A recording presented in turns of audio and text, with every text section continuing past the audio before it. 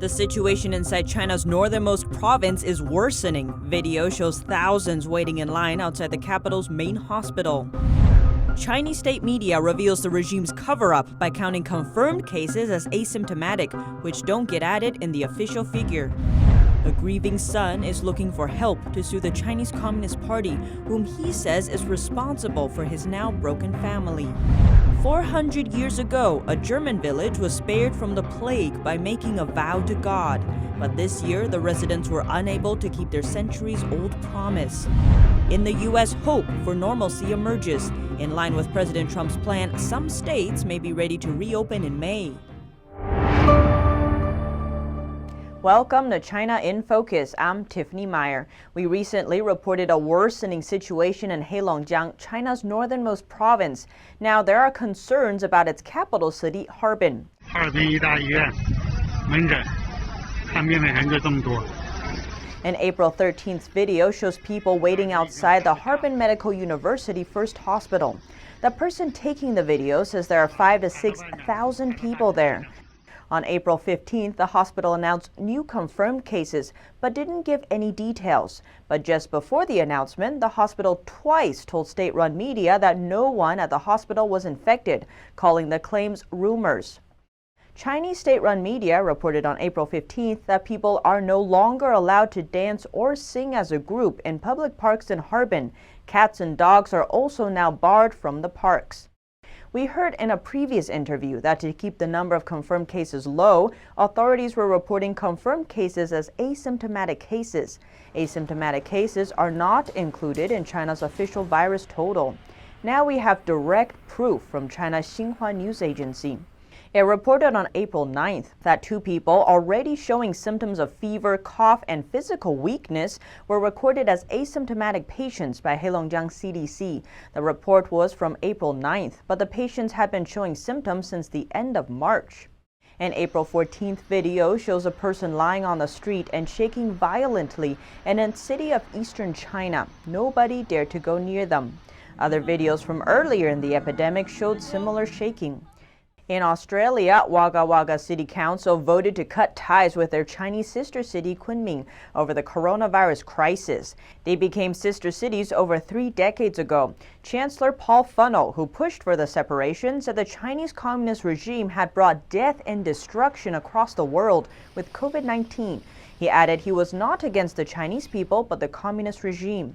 An Australian senator is calling for the country to decouple trade relations with the communist regime. China is Australia's largest trading partner. The senator says Australia should consider bringing production home instead of depending on China. British newspaper Daily Telegraph has stopped publishing paid-for content from China. The content pushes upbeat views on China's handling of the virus pandemic, but recently the section has vanished. Over 100 experts signed an open letter calling the Chinese Communist Party's cover-up of the pandemic China's Chernobyl moment. Now to vaccine development. Since the outbreak of the epidemic, over 100 vaccines against the CCP virus have been put into development worldwide. Francis Pasteur Institute is working on a modified measles vaccine to trick the body into producing antibodies against the CCP virus. Telethon Kids Institute in Australia wants to find out if the tuberculosis vaccine can be helpful in combating the CCP virus. 2,000 healthcare workers will be involved. A heartbroken son in China wants to bring the ruling Communist Party to court. He tells us why. NTD's Juliet Song reports. Li An wants support from the international society to bring the Chinese Communist Party to court. He says its cover-up of the CCP virus cost his mother's life. To protect his identity, we've given him a pseudonym and distorted his voice.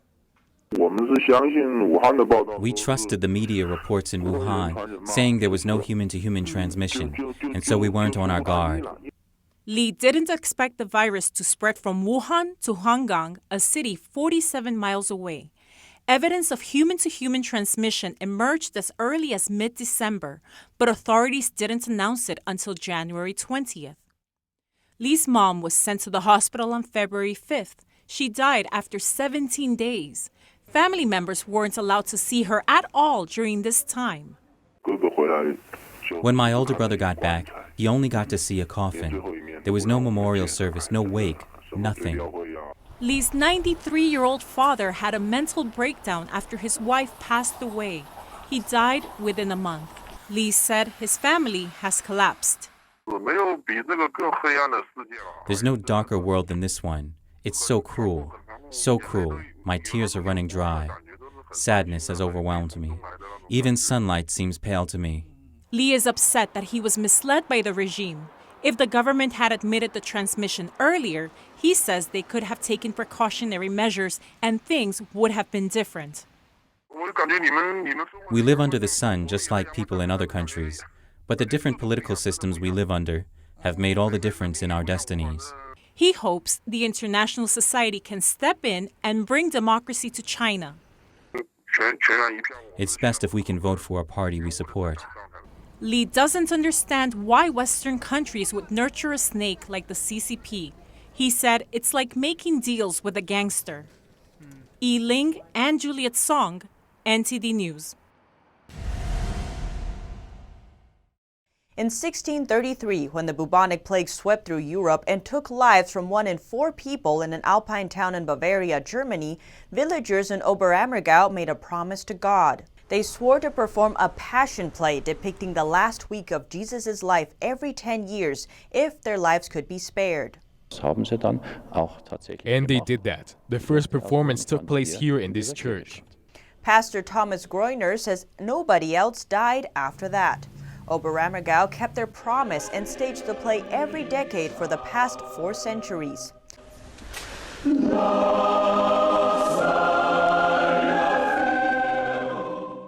But not the 2020 edition. The show had to be delayed due to the spread of the CCP virus.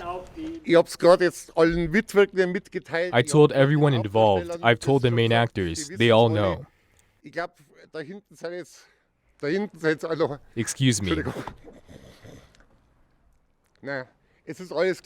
It's clear that emotions are running high. This time, due to the plague coming from the east, Bavaria became the worst hit area of Germany, and Germany with one of the highest number of confirmed cases in the world. So what happened to Bavaria and why is the situation there so dire? We need to start from patient zero. On September 7, 2019, German Chancellor Angela Merkel was in Wuhan, China, cutting the ribbon for a new car part factory by German manufacturer Webasto. By her side is the mayor of Wuhan, Zhou Xiangwang, as well as a large business delegation from Germany looking for more trade opportunities. 3 months later, German state Bavaria detected its patient zero of the CCP virus, also known as the novel coronavirus. The virus came from the very same factory Merkel visited. The 33-year-old Webasto employee was infected by a Chinese colleague who traveled to Germany for company training. Today, over 30,000 residents of Bavaria have contracted the virus. Over 800 have died.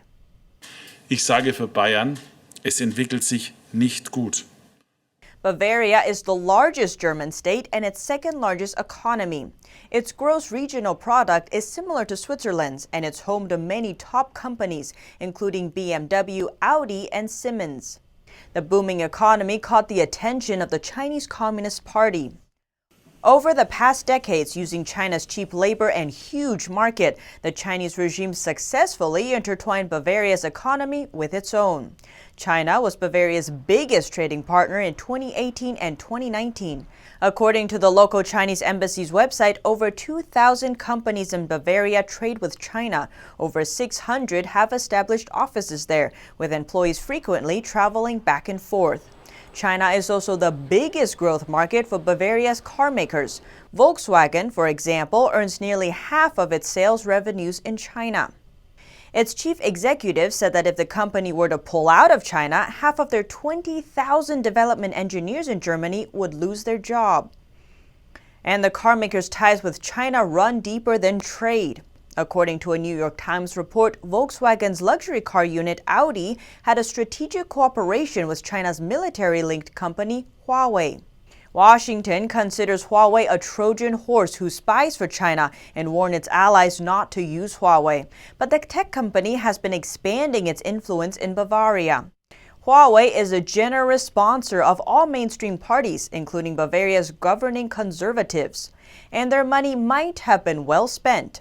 The current governor of Bavaria, Markus Söder, has fervently defended Huawei's right to bid for the Germany's 5G network. Söder is an influential politician and seen as a potential successor for Merkel when she steps down next year. An intertwined economy gives China more influence over German decisions. Last winter, when German officials considered a ban on Huawei, China threatened to retaliate on their car industry, forcing officials to choose between national security and their car makers. And it's not just the car makers who got tied up with China. To sell medical equipment and metro trains to China, engineering giant Siemens systematically bribed Chinese health officials. The company was later investigated and fined by the U.S. government. But Siemens got the contracts and enriched corrupt Chinese officials like Jiang Miankang, son of former communist leader Jiang Zemin. New York-based journal Beijing Spring reported that Jiang started helping Siemens get Chinese contracts 20 years ago when he worked for its China bureau. The cost of the corruption ultimately fell on Chinese patients and taxpayers. Bavaria is renowned for its higher education institutions, and the Chinese regime has been active there too. It's been seeking partnership with universities in Bavaria. One approach is through setting up Confucius Institutes. The state-funded language center is also used to push the Chinese Communist Party's narrative around the world. The institute in Munich, for example, frequently organizes trips to China for local German officials to promote the Belt and Road Initiative. Human rights debates are not allowed at the institutes. Lecturers are not allowed to talk positively about Falun Gong, a spiritual discipline persecuted in China, and they have to agree that Taiwan is part of China. Critics worry that German universities are at risk of becoming mouthpieces for the Chinese Communist Party by complying with its censorship. In an interview with German media DW, Michael Lackner, who is the head of the Sinology department at the University of Erlangen-Nuremberg, said that Confucius Institutes are not necessarily the right place for debates on touchy subjects like Tibet. Over the past decades, politicians and businesses in Bavaria have built an increasingly close relationship with a regime that threatens the German state's economic independence, national security, and freedom of speech. A regime known for burning Bibles, jailing Christians, and tearing down churches, and with arguably the worst record for persecuting people of faith. When the virus came, Bavaria became the first state to announce a state of emergency. As the CCP virus plague continues, what will be the fate of Oberammergau, Bavaria, and Germany? Pastor Groner remains hopeful that 17th century vow may once again save them from the virus. God helped the people back then. He saved them from the plague epidemic, spared them. That continues similarly to today. We are in this corona crisis, but a religious person who prays to God asks him for help. He has confidence in God that he will help. And I am absolutely certain that God is there for people and stands by them and saves them, just like back then. In France, tensions rise between the government and the Chinese embassy. The embassy accusing French healthcare staff of letting people die en masse in the hospital. Our France correspondent, David Vives, has the story. France's Foreign Minister Jean-Yves Le Drian on Tuesday summoned China's ambassador to France. This after the embassy published an article criticizing the way Western nations have handled the virus crisis.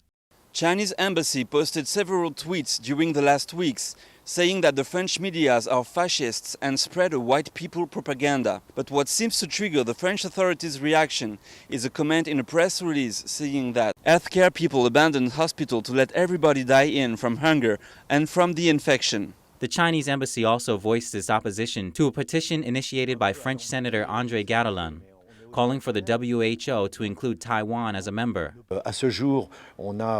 We have at least 85 members of parliament supporting us in France and 5 in Taiwan, and 50 French senators. Gattolin says the proposal is gaining support in other European countries, including the UK, Italy, and Germany. The Chinese embassy said the French member of parliament offended the WHO's director, claiming they called him a Negro, despite a lack of evidence to support the claim. I must say I'm really shocked by the reaction of the Chinese embassy, accusing us of attacking the WHO director. Their reaction is a piece of propaganda. It's really a shame. I'm happy to have the support of the Minister for Foreign Affairs. This move from the foreign ministers comes after several countries in Europe, including France, ordered masks and personal protective equipment from China. There's growing criticism in Europe against the Chinese regime over the poor quality of those products, plus the fact that the Chinese regime used the crisis for its own political interests. David Vives, NTD News, Paris. As states fight to control the virus pandemic, for some, things may be looking up. The CDC's director says some states may be ready to reopen in May. Robert Redfield, director of the Centers for Disease Control and Prevention, says some states have only faced limited impact from the pandemic. According to him, 19 or 20 U.S. states could be ready to get back to normal by May 1st, President Trump's target date. The plans to reopen the country are close to being finalized. So far, about 94% of Americans have been affected by stay-at-home or shelter-in-place orders. The restrictions have battered the U.S. economy, but change might be on the horizon. With evidence that the outbreak is slowing in hard-hit states like New York, U.S. leaders are debating when the economy should be reopened without paving the way for a deadly second wave of infections. Despite the possible jumpstart, Redfield says mitigation steps, people staying physically separated, would likely have to continue until a vaccine and treatments are available. Senators Rick Scott, Ron Johnson, and others have demanded answers from the WHO. They say they want to know more about how the agency helped the Chinese regime cover up information about the virus. A letter sent Tuesday asked the WHO Director General several questions like, when did the WHO first know about the SARS-like virus, who was in charge of coordinating the response with the CCP, and whether any WHO members received compensation outside of their work salaries. The senators have also asked for records of all documents related to the virus from October to March. We contacted the WHO to ask if the Director General would comply with their demands, but did not immediately receive a reply. The senators have given the WHO until April 27th to answer their questions. Miguel Moreno, NTD News. The Trump administration plans to buy milk and meat from U.S. farmers as part of an initial $15.5 billion effort to help them weather the impact of the coronavirus outbreak. Agricultural Secretary Sonny Perdue said on Wednesday. Agriculture Secretary Sonny Perdue says the federal government will spend an initial $15.5 billion to buy food from struggling American farmers. The produce could then be given to food banks, which have seen a 40% jump in demand during the pandemic. Broken supply chains have hit farmers hard.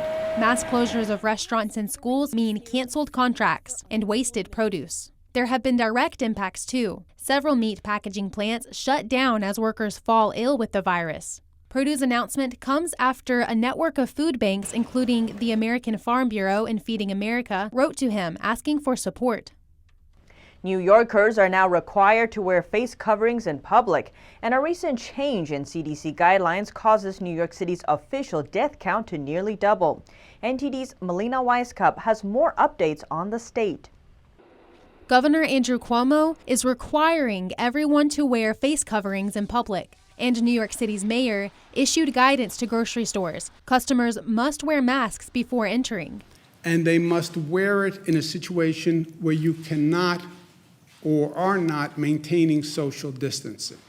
Hospitalizations and the number of people on ventilators is still dropping, but about 2,000 people in New York are diagnosed with the CCP virus each day. And lives lost here have not slowed, with 752 dying yesterday. New York City's death count nearly doubled yesterday, but not because more people suddenly died. A change in the CDC guidelines caused the spike. Now, all local health departments nationwide must count CCP virus deaths in two categories: confirmed deaths and probable deaths. As the crisis continues to affect families, the city invests $50 million in an emergency food supply. But food czar Catherine Garcia says not to worry. I want to make sure that New Yorkers are clear.